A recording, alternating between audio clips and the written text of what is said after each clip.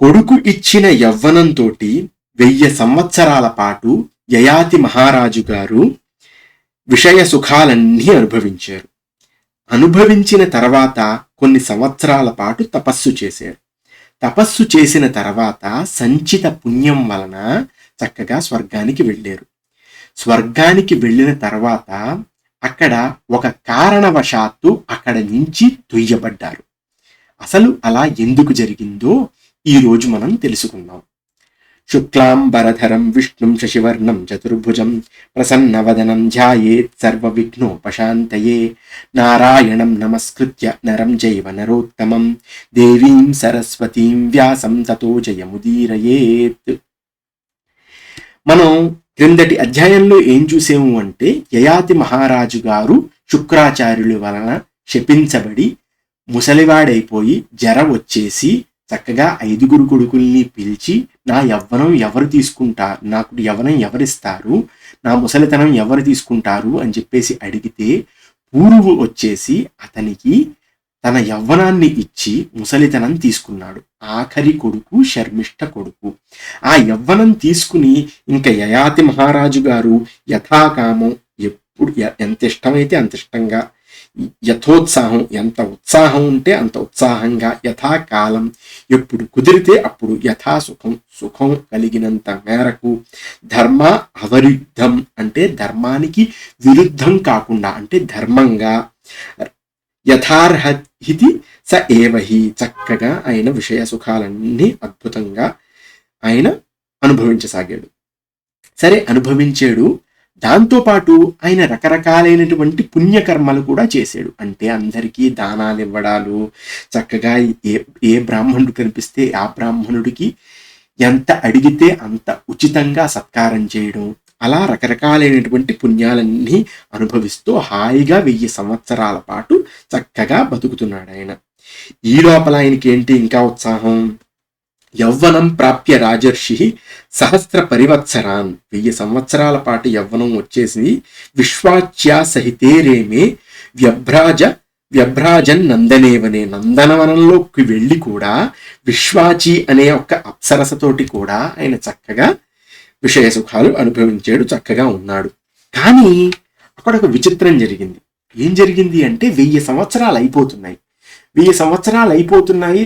వెంటనే పూర్వుకి మనం చక్కగా మనం యవ్వనాన్ని ఇచ్చేసి ముసలితనం తీసేసుకోవాలి, జర తీసేసుకోవాలి, ఏమిటో పాపం బాధ వచ్చేస్తుంది యయాతికి. ఇన్ని విషయ సుఖాలను అనుభవించినా సరే అగ్నిహోత్రంలో ఆజ్యం పోసినట్టు నాకు ఏమిటో ఈ తృష్ణ తగ్గట్లేదు, ఈ దాహం తీరట్లేదేంటి అని చెప్పేసి అనుకుని ఆ తర్వాత పురుగుని పిలిచి చెప్పాడు, బాబు ఇలా అయితే కుదరదు, 1000 సంవత్సరాలు ఏంటి, ఇంకో 2000 సంవత్సరాలు అయినా సరే నేను ఇలాగే ఉండిపోతాను, చాలా తప్పు జరుగుతుంది, నేను నీకు అన్యాయం చేసిన వాడిని అవుతాను అని చెప్పేసి మళ్ళీ యథాకామం యథోత్సాహం యథాకాల మరిందమా, ఇదిగో శత్రువులని జయించే పురుగు, నా ఇష్టం వచ్చినట్టు నా ఉత్సాహం మేరకు నేను ఎప్పుడు పడితే ఎప్పుడు, ఎలా పడితే అలా, ఎప్పుడు కుదిరితే అప్పుడు చక్కగా నేను విషయ సుఖాలన్నీ అనుభవించాను. సేవిత విషయా పుత్ర యౌవనేన మయాతవ, నీ యవ్వనంతో నేను విషయ సుఖాలన్నీ చక్కగా అనుభవించాను.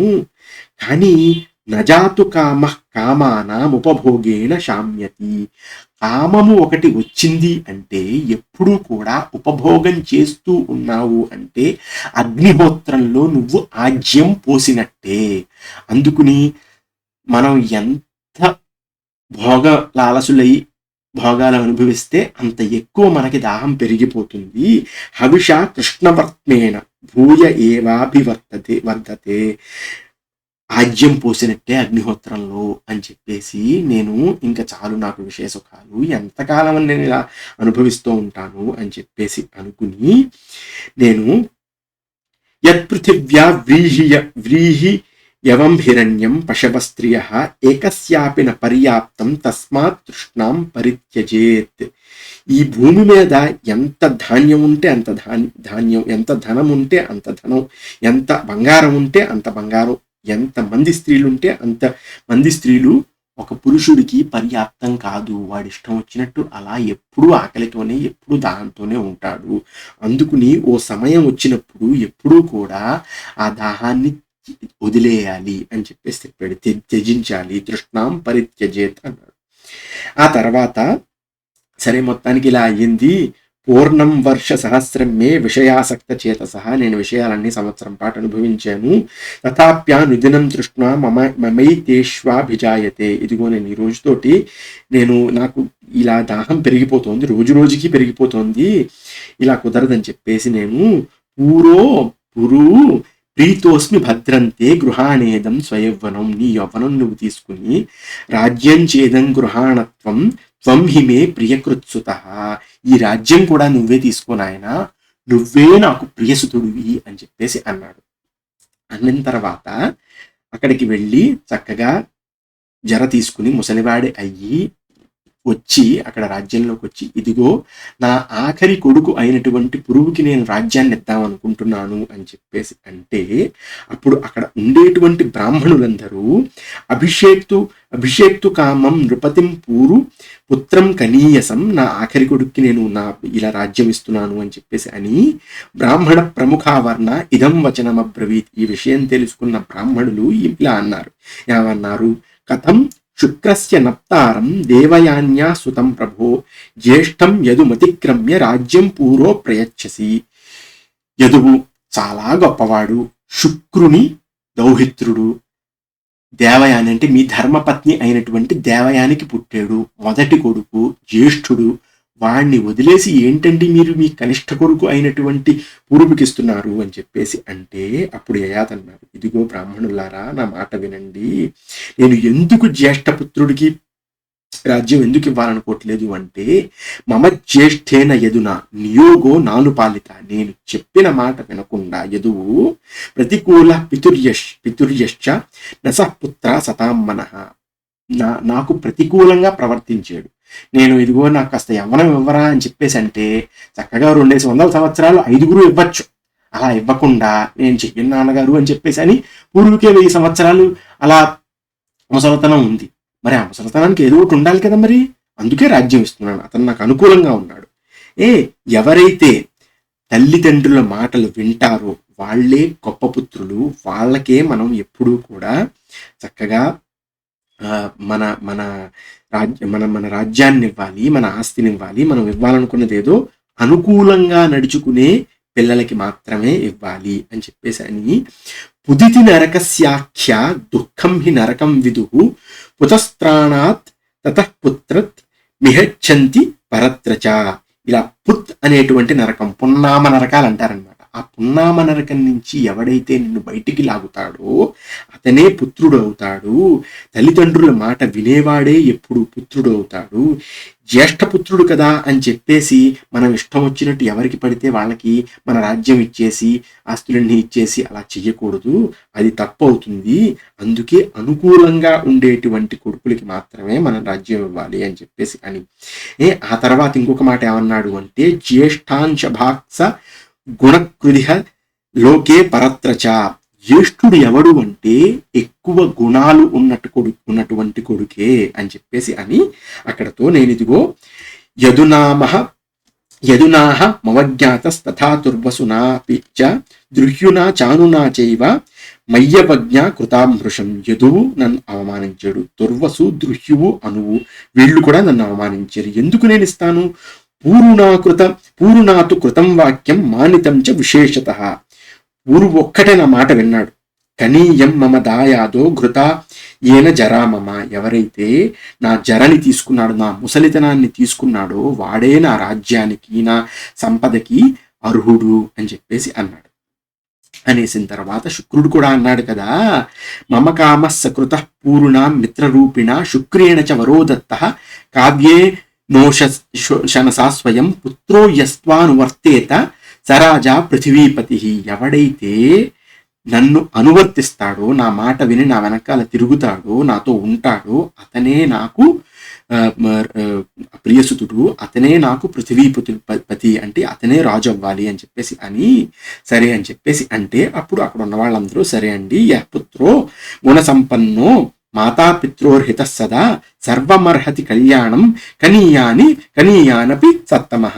ఎవరైతే గుణవంతుడవుతాడో, తల్లిదండ్రుల మాట వింటాడో, వాడు చిన్నవాడు అయినప్పటికీ నిన్ని చక్కగా మంచి అర్హుడు మీకు రాజ్యాభిషేకానికి అని చెప్పేసి అని చక్కగా పూర్వుకి కాస్త రాజ్యం ఇచ్చి దత్వాచ పూర్వే రాజ్యం వనవాసాయ దీక్షిత, పూర్వుకి రాజ్యం ఇచ్చి చక్కగా ఆయన వనవాసానికి వెళ్ళాడు. వెడుతూ మళ్ళీ ఏం చేశాడు, ఇక్కడ యదువుని తుర్వసుని అనువుని దృశ్యుని వదిలేయలేదు. వదిలేయకుండా యదోస్తు యాదవాజాతా, యదువుకి యాదవులు పుట్టారు. అంటే యాదవులు తర్వాత రాబోయే కాలంలో యాదవులకి కృష్ణుడు పుట్టాడు కాబట్టి యదువంశం కూడా గొప్ప వంశం. ఆ తర్వాత తుర్వసోర్ యవనా స్మృతా, యవనులు అని చెప్పేసి అంటారనమాట. యవనులు అంటే అసలు మనం ఆలోచిస్తే అటువైపు అరబ్ దేశాల్లో ఉండేటువంటి వాళ్ళందరినీ యవనులు అంటారు. అందుకుని ఇక్కడ తుర్వసుకి యవనులు పుట్టారు, వాళ్ళ సుతులందరినీ యవనులు అన్నారు. దృహ్యోసుతాస్తు వైభోజ, భోజరాజ్యం ఎక్కడుంది, వింధ్యాచలానికి కింద ఉంది. అక్కడ భోజులందరూ అక్కడ ఉన్నారు. అంటే వాళ్ళు రాజులో కాదో, అంటే రాజులు కాదు, వాళ్ళకి రాజ్యం ఉండేది, రాజ్యం చేసేవారు, కానీ వాళ్ళు చాలా ఉత్తమమైనటువంటి రాజులు కాదు. సీమాంత ప్రదేశంలో వింధ్యాచల పర్వతానికి కింద భోజులు ఎవరికి పుట్టారు, దృహ్యుకి పుట్టారు. అనోస్తు మ్లేచ్ఛ జాతయ, అనువు అనేటువంటి వాడికి అక్కడ మ్లేచ్చులు అంటే అక్కడ అలా యూరోప్ దేశాల్లో ఉండేటువంటి వాళ్ళు మ్లేచ్చులు అనమాట. సో వాళ్ళు మ్లేచ్చులు అయ్యారు అక్కడ. అంటే వీళ్ళందరూ కూడా మన సంతతి అని చెప్తున్నాను. ఏదో కాలం బాగోక మాట వెనక వాళ్ళ పాపం అలా తయారయ్యారు. కానీ సరే, మొత్తానికి పూర్వస్తు పౌరవో వంశో యత్ర జాతోసి పార్థివ ఇదం వర్ష సహస్రాన్ని రాజ్యం కారయితుం వశి. పూర్వు కాస్త పౌరవులు పుట్టారు. పౌరవులు అంటే రాబోయే కాలంలో కురువంశం వీళ్ళందరూ కూడా పౌరవులు అవుతారన్నమాట వాళ్ళు. సరే, వాళ్ళు పుట్టిన తర్వాత ఆ తర్వాత ఏం జరిగింది అంటే మనకి ఈ కథ జన్మేజయులు వారికి వైశంపాయనులు వారు చెప్తున్నారు. ఏమని చెప్తున్నారు అంటే, ఏవంస నాహుషో రాజా యయాతి పుత్రమీప్సితం రాజ్యేభిషిచ్య బుధితో వానప్రస్థో భవేన్ముని. ఆయన పాపం చాలా జాగ్రత్తగా వెళ్ళి వానప్రస్థానికి వెళ్ళి తపస్సు అది చేసుకోవడం ప్రారంభించాడు. తపస్సు అది చేసుకుంటున్నాడు, చాలా బాగుంది. తపస్సు చేసుకున్న తర్వాత చక్కగా ఆయన స్వర్గానికి వెళ్ళాడని చెప్పేసి వైశంపాయనులు వారు జన్మేజయుడికి చెప్పారు. చెప్పిన తర్వాత అక్కడ ఏమైంది అంటే, కొన్నాళ్ల పాటు స్వర్గంలో ఉన్న తర్వాత అక్కడి నుంచి తొయ్యపడ్డాడు, అక్కడి నుంచి పడిపోయాడు అని చెప్పేసి అన్నారు. నిపతన్ ప్రత్యుత స్వర్గ దప్రాప్తో మేదినీతలం, అతను చక్కగా అలా పడిపోయాడు. పడిపోయిన తర్వాత భూమి మీద ఇంకా పడలేదనమాట, అలా పడుతూ ఉన్నాడు. పడుతూ ఉన్న సమయంలో అక్కడ రాజ్ఞ వసుమతా సార్థ మష్టకేన చ వీర్యవాన్ ప్రతర్దనేన శిబిన సమేత్య కిల సంసది. అక్కడ పడుతూ మధ్యలో వసుమన అనేటువంటి రాజు, తర్వాత అష్టకుడు అనేటువంటి రాజు, శిబి, ప్రతర్దనుడు, వీళ్ళ నలుగురితోనూ కాసేపు కబుర్లాడాడు అని చెప్పారు. చెప్పిన తర్వాత మళ్ళీ వాళ్ళందరూ కలిసి స్వర్గానికి వెళ్ళారు అని చెప్పేసి అన్న వెంటనే జన్మేజయుడు, ఇది ఏమిటండి మీరు ఇలా చెప్పేస్తారు, కాస్త విస్తారంగా చెప్పాలి కదండి, ఎన్నిసార్లు చెప్పాను, నాకు కొంచెం విస్తారంగా చెప్పింది మహానుభావ అని చెప్పేసి వెంటనే చాలా వినమ్రతతోటి వైశంపాయనుల వారిని జన్మేజయుడు అడిగాడు. అడిగిన వెంటనే ఈయన మళ్ళీ విస్తారంగా చెప్పడం ప్రారంభించారు వైశంపాయనుల వారు.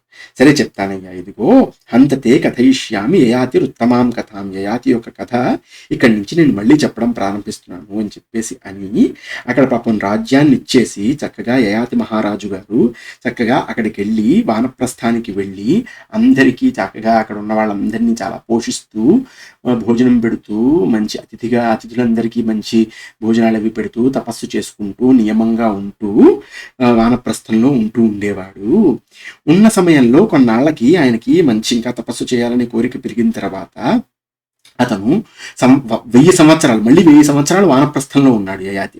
ఉన్న తర్వాత పూర్ణం వర్ష సహస్రం చ ఏవం వృత్తి భూనృప, అలా అందరికీ భోజనాలు అవి పెడుతూ జాగ్రత్తగా వానప్రస్థంలో ఉంటూ చాలా నియమంగా ఉంటూ భార్యతోటి పాటు ధర్మంగా నడుచుకుంటూ అతను వర్ష సహస్రం అంటే 1000 సంవత్సరాల తర్వాత అబ్ధభక్ష శరద త్రిశదాసి నియత వాంగ్మన అని చెప్పేసి అక్కడ మనస్సు పైన గొంతు పైన 30 సంవత్సరాల పాటు సంయమనం పాటిస్తూ కేవలం జలాన్ని తాగాడు. అంటే త్రింశదాసీన్ నియత వాంగ్మన, కేవలం మంచినీళ్ళు తాగుతూ బతికాడు.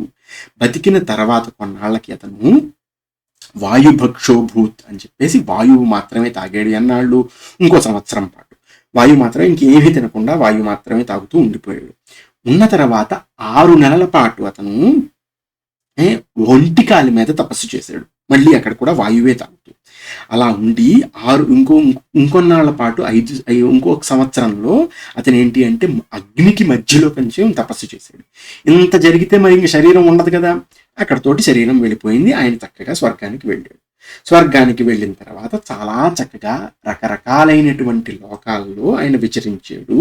అక్కడ ఉన్న వాళ్ళందరూ పూజితై స్వర్గతస్సతు రాజేంద్రో నివసం దేవవేష్మని, అక్కడ చక్కగా స్వర్గంలో కొన్ని అద్భుతమైనటువంటి లోకాల్లో ఉన్నాడు, దేవతల ఉండే ప్రదేశంలో ఆయన ఉన్నాడు.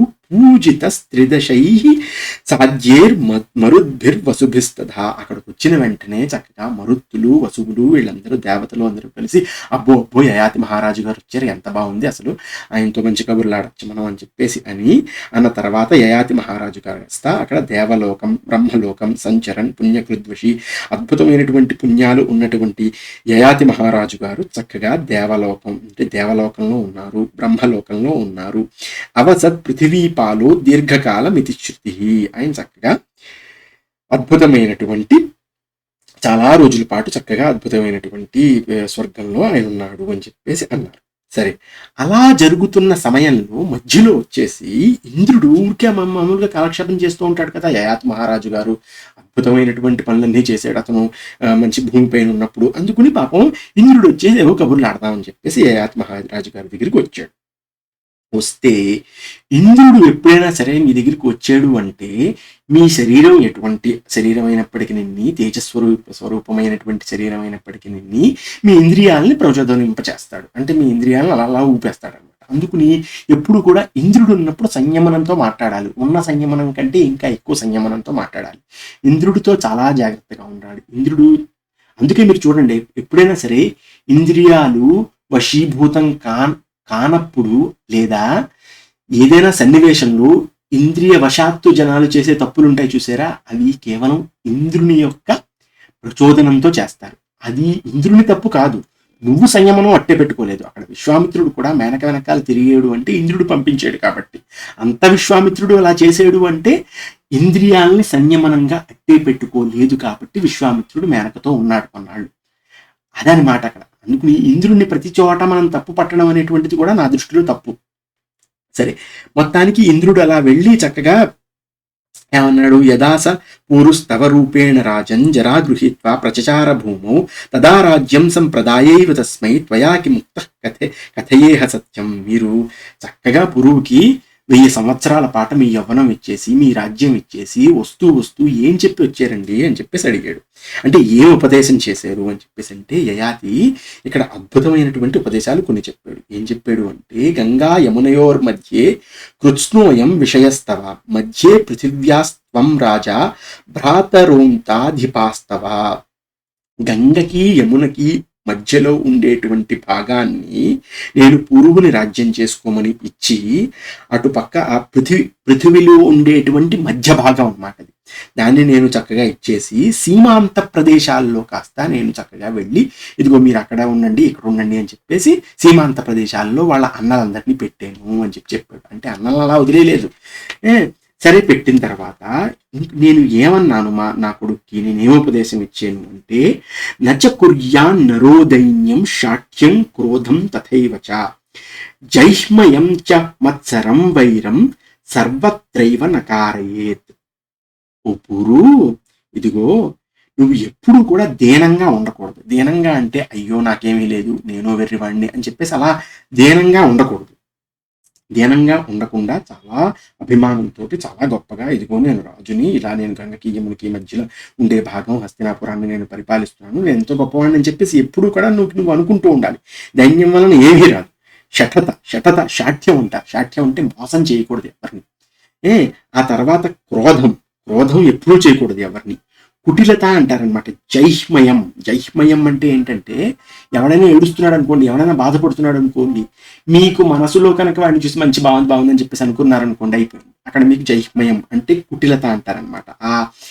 అది ఉండకూడదు మనిషికి. మాత్సర్యం అంటే ఈర్ష్య అసూయలు ఉండకూడదు అని చెప్పేసి అన్నారు. ఆ తర్వాత ఎవరితోటి వైరం పెట్టుకోకు నువ్వు అని చెప్పేసి అన్నాడు.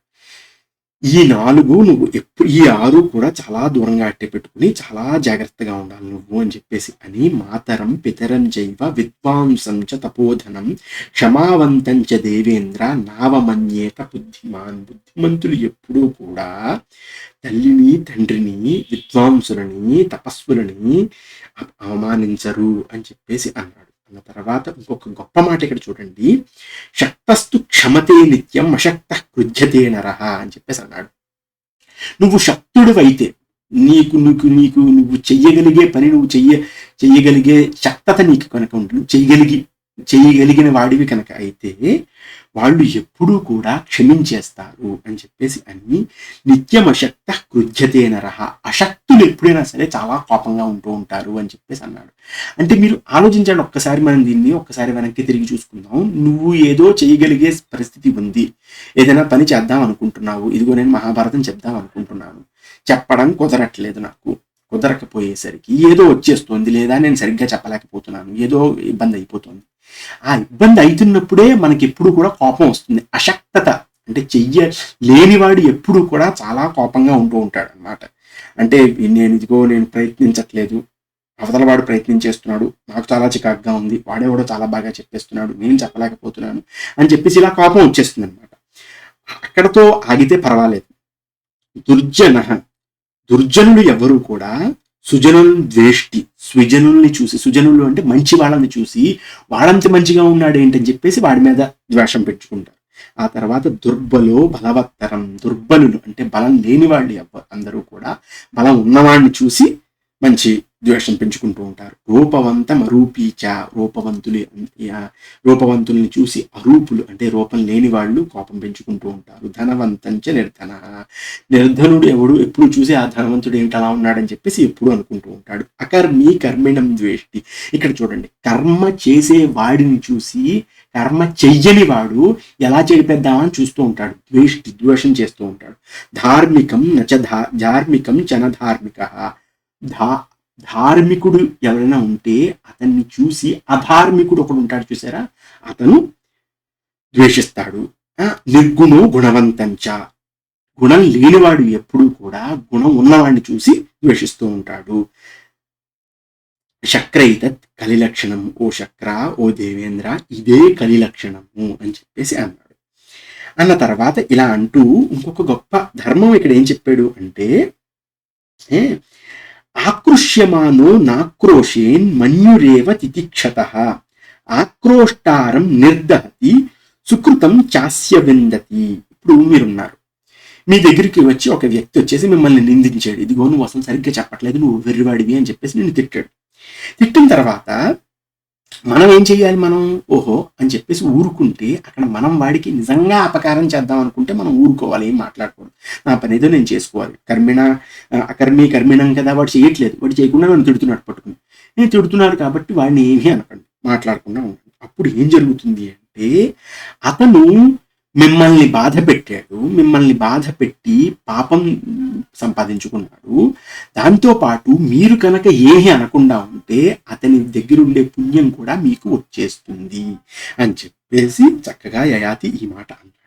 ఇలా ఇన్ని గొప్ప గొప్ప మాటలు అని మొత్తానికి ఇక్కడ చెప్పొచ్చేది ఏంటి అంటే, ఎప్పుడు కూడా ఎవరిని దూషించకూడదు, చాలా సౌమ్యంగా ఉండాలి, కోపాలు ఈర్ష్యాసూయలు ఇలాంటి దుర్గుణాలు ఏవి పెట్టుకోకూడదు అని చెప్పేసి అని ఇంకొక మాట ఏమన్నాడు అంటే, ఎవరినైనా కనుక నువ్వు వశం చేసుకోవాలి అనుకుంటే అతనితో చాలా ముద్దుగా ప్రేమగా ఉండాలి, అతని పట్ల చాలా దయతో ఉండాలి, నువ్వు చాలా మైత్రిగా ఉండాలి. ఆ తర్వాత అప్పుడప్పుడు ఎప్పుడైనా ఏదైనా దానం చేస్తూ ఉండాలంటే ఏం లేదు, మిత్రుడు ఉన్నాడు, వాడితో పాటు వాడికి ఏమైనా టీ ఇప్పించడం, కాఫీ ఇప్పించడం ఇలాంటివి చేస్తూ ఉండాలి. ఆ తర్వాత ఆఖరికి మధురాచ వాక్ అని చెప్పేసి వాక్కులో మాధుర్యం ఉండాలి. ఈ 3 కనుక ఉన్నాయి అంటే ఎవరైనా సరే నీకు వశీభూతం కాక పోరు అని చెప్పేసి ఈ మాట అనేసరికి చక్కగా చాలా బాగా చెప్పేవయ్యా అని చెప్పేసి అని ఇంద్రుడు అసలు అడగాల్సిన ప్రశ్న ఇప్పుడు అడిగాడు. ఏమని అడిగాడు? సర్వాణి కర్మాణి సమాప్య రాజన్ గృహం పరిత్యజ్య వనం గతోసి తత్వాం పృచ్ఛామి నహుషస్య పుత్ర కేనాసి తుల్య తపసాయయాతే. ఇదిగో యయాతి, నిన్ను ప్రశ్న వేస్తున్నాను. ఇన్ని కర్మలు చేసి ఇన్ని అవగొట్టుకుని నువ్వు ఇంటిని వదిలేసి వనానికి వెళ్ళి అక్కడికి వెళ్ళిన తర్వాత నీకంటే గొప్పగా ఎవరైనా తపస్సు చేసిన వాళ్ళు లేదా నీలాగా ఎవరైనా తపస్సు చేసిన వాళ్ళు ఉన్నారా అంటే అక్కడ ఇంద్రియాలకి వశీభూతమయ్యేయాతి ఏమన్నాడు అంటే, నాహం దేవ మనుష్యేషు గంధర్వేషు మహర్షిషు ఆత్మనస్తపసాతుల్యం కంచిత్ పశ్యామి వాసవ. నాకంటే గొప్పగా తపస్సు చేసిన వాళ్ళు ఈ ప్రపంచంలో ఎక్కడా లేరు. ఇందులో పైగా దేవతలు లేరు, మనుషులు లేరు, గంధర్వులు లేరు, మహర్షులు లేరు అని చెప్పేసి ఇలా దంభంగా ఒకసారి మాట్లాడేసరికి ఇంకేం లేదు, అక్కడ అయిపోయింది. సంచిత పుణ్యం వెంటనే అయిపోయింది. ఈ మాట నువ్వు అని అక్కడ ఉన్న వాళ్ళందరినీ అవమానించావు. సమస్త భూమండలంలో ఉండేటువంటి గొప్ప గొప్ప తపస్సులందరినీ కూడా నువ్వు అవమానించావు. చాలా తప్పు చేసావు నువ్వు అని చెప్పేసి అని ఇంకటితోటి నీకు చక్కగా స్వర్గం అయిపోయిందయ్యా, నీ పుణ్యం అంతా క్షీణం అయిపోయింది, ఇంకా నువ్వు పడిపోవచ్చు అని చెప్పేసి అన్నాడు. అన్న తర్వాత పాపం అయ్యయ్యో ఎంత పని చేశానని చెప్పేసి అది చాలా బాధపడుతూ, సరేనండి నాకేదో సంచిత పుణ్యం ఉందో లేదో నా కర్మ, నేను ఇలా వేరే మాట ఒకటి మాట్లాడాను, దానివల్ల ఇలా ఇబ్బంది అయిపోయింది, కానీ నేను పడేదేదో గొప్ప గొప్ప వాళ్ళ మధ్యలో పడితే చాలు నాకు అని చెప్పేసి అన్నాడు. అనేసరికి ఇంద్రుడు కాస్త పాత కర్మలు అవి చూసి ఇక్కడ ఉండడం చూసి చాలా సంతోషం, అయ్యా ఏమీ ఇబ్బంది లేదు, నువ్వు గొప్ప గొప్ప వాళ్ళ మధ్యలో పడతావు, స్వర్గానికి వస్తున్న వాళ్ళ మధ్యలో నువ్వు అలా కాసేపు నిలబడతావు, నిలబడి అక్కడ వాళ్ళందరితోనూ మాట్లాడి తర్వాత మళ్ళీ స్వర్గానికి వచ్చే వరాన్ని నేను నీకు ఇస్తున్నాను అని చెప్పేసి అన్నాడనమాట. అన్న తర్వాత చక్కగా యయాతి కింద పడిపోతున్నాడు. కింద పడిపోతూ అక్కడ నలుగురు రాజులు స్వర్గానికి వెడుతున్నారనమాట.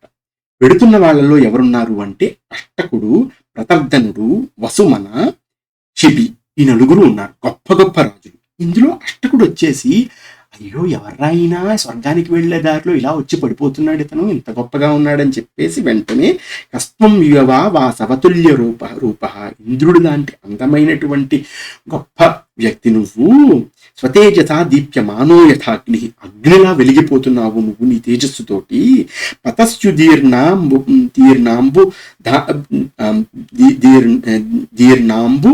ధరాంధకారాత్, భూమి మీద ఇలా నువ్వు ఇలా పడిపోతున్నావు, అంధకారమైనటువంటి మేఘాల్లోంచి అలా పడిపోతున్నావు నువ్వు, ఖాత్ఖేచరాణం ప్రవరో యథార్క, ఎవరయ్యా నువ్వు ఇంత గొప్పగా ఉన్నావు అని చెప్పేసి అంటే, పైగా ఇలా అంటూ ఏంటండి మీరు ఇంత గొప్పగా ఉన్నారు, ఎవరు మీరు అని చెప్పేసి అని అడిగితే అప్పుడు యయాతి అహం యయాతిర్నహుషస్య పుత్ర పూరోపిత సర్వభూతావమానాత్ ప్రభ్రంశిత సుర సిద్ధిర్షిలోకాత్ పరిచ్యుత ప్రపతాన్ తామ్యల్ప పుణ్య. అల్ప పుణ్యుణ్ణి నేను యయాతిని, నహుషుని యొక్క పుత్రుణ్ణి, పూర్వు యొక్క తండ్రిని, అందరినీ ప్రపంచంలో ఉండి అంటే ఈ బ్రహ్మాండంలో ఉండేటువంటి గొప్ప గొప్ప వాళ్ళందరినీ అవమానించి పుణ్యక్షీణమయ్యి ఇలా నేను పడిపోతున్నాను, నా కర్మ అని చెప్పేసి అన్నాడు. ఆ తర్వాత ఈ కర్మ గురించి కాసేపు మాట్లాడాడు. అంటే ఏమిటి ఆ ప్రారంధం అంటే ఏమిటి అని చెప్పేసి దాని గురించి మాట్లాడాడు.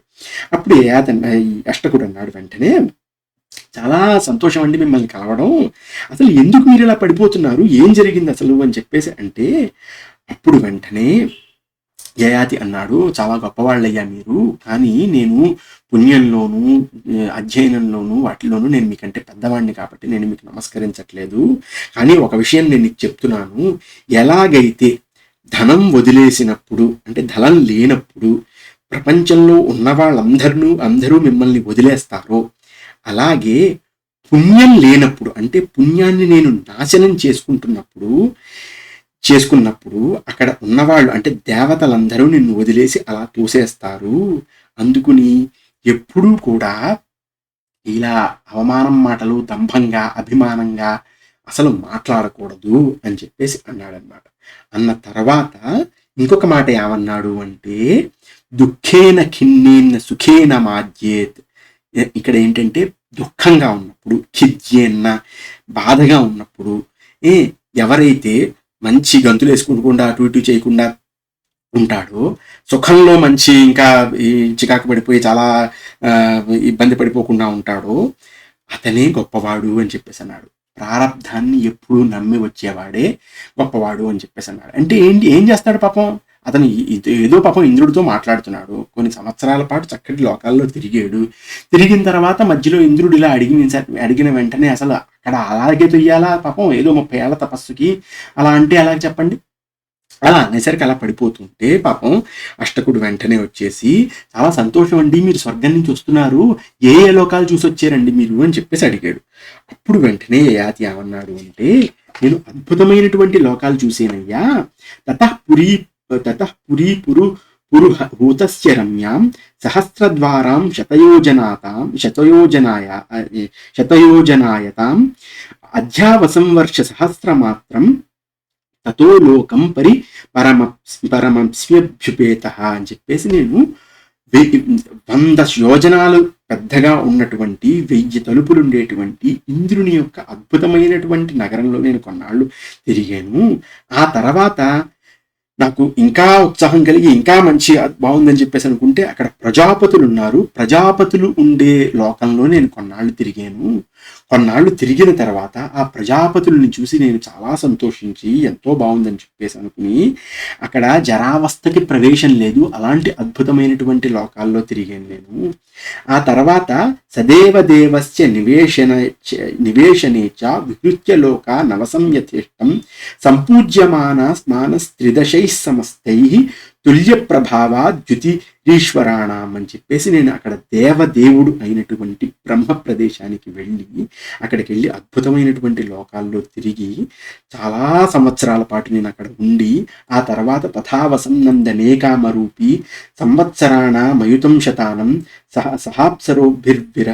విహరన్ పుణ్యగంధాన్ పశ్యన్నగాన్ పుష్పితాంశ్చానురూపాన్ అని చెప్పేసి, నేను చక్కగా అక్కడ కామరూపిణి అయ్యి నా ఇష్టం వచ్చినటువంటి అద్భుతమైన రూపంలో ఉంటూ నందనవనంలో కొంతమంది అప్సరసలతో చాలా విహారం చేసి, మొత్తానికి ఈ గొప్ప గొప్ప లోకాల్లో నేను 10 లక్షల సంవత్సరాల పాటు చక్కగా ఉన్నానయ్యా అని చెప్పేసి అన్నాను. ఆ తర్వాత నా ప్రారంధం చూడండి, నేను ఇలా మంచి ఆనందంగా ఉంటున్న సమయంలో ఇంద్రుడితో ఏవో కబుర్లు చెప్తే, అక్కడ నేను ఇలాగా ఇలా నాకంటే గొప్పవాళ్ళు ఎవ్వరూ లేరు, నాకంటే తపస్సు చేసిన వాళ్ళు ఎవ్వరూ లేరు అనే ఒక్క మాట వలన నాకు పుణ్యక్షీణం అయిపోయి నేను అక్కడి నుంచి అలా పడిపోయాను. ఆ దేవదూతులందరూ కూడా అక్కడి నుంచి పడిపో అని చెప్పేసి నన్ను తోసేశారు.